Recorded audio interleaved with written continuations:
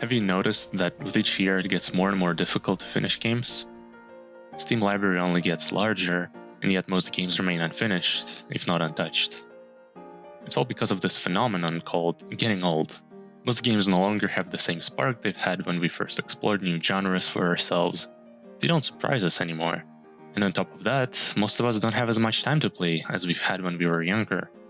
And this is why it got harder to actually play games, let alone complete them. Or is it?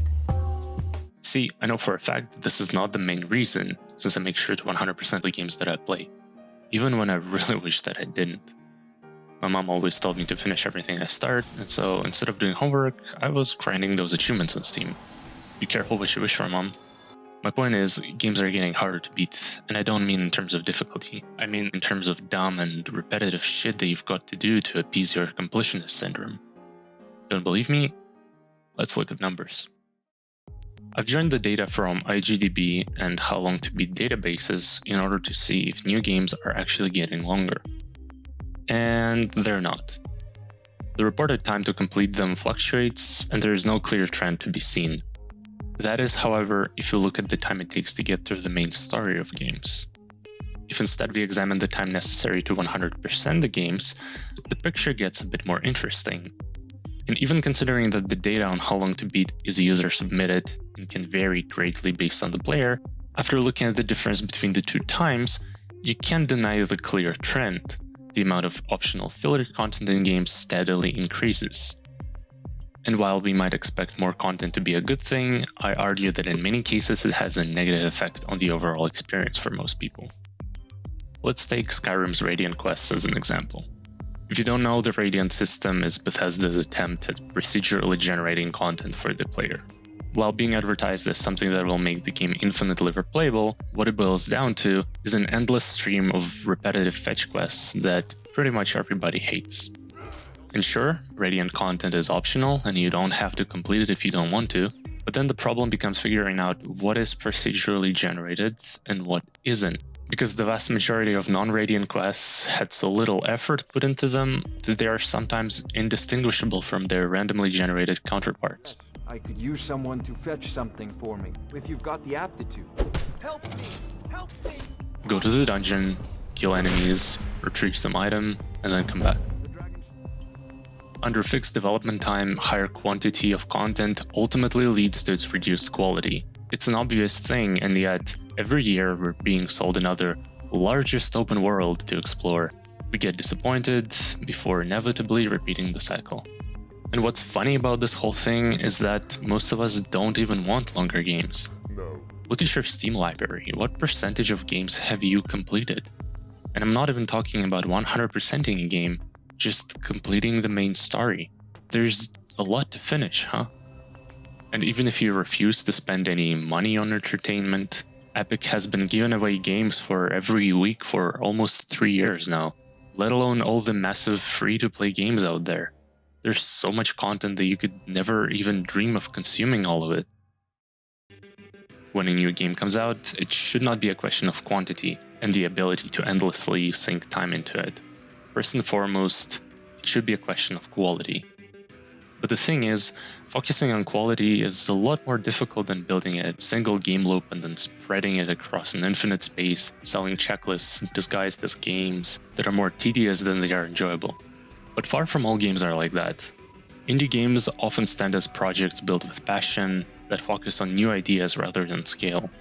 Originally, I wanted to make this video about Omori, an amazing indie game that does a great job reflecting on serious psychological issues such as escapism.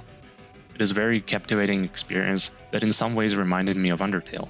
Both games put a lot of effort into making interesting characters that stand out, both criticize violence, each in their own way, and both require multiple playthroughs if you want to uncover the whole story.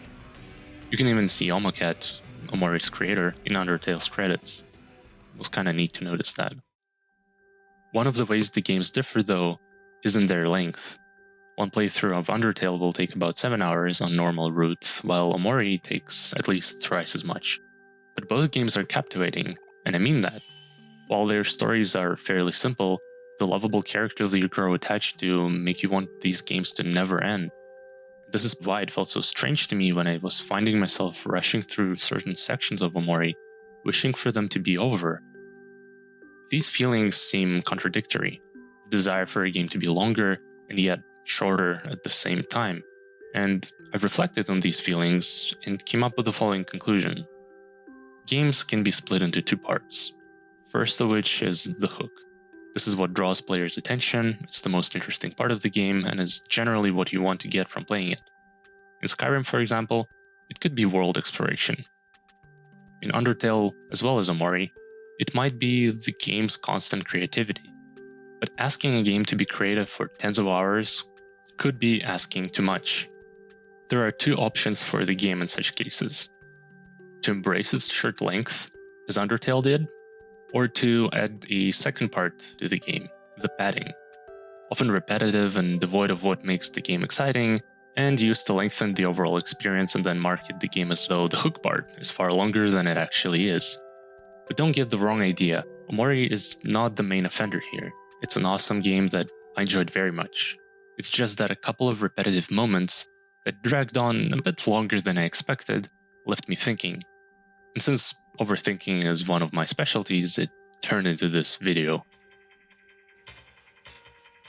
To conclude, more content in games is not the issue. It's the fact that the games are made longer with padding, which is not the same as what makes them enjoyable to begin with. It's like there is a different game slapped on top of the original one in order to make it longer. And more often than not, that second game is not the game of which you are playing, and it ends up diluting the overall experience.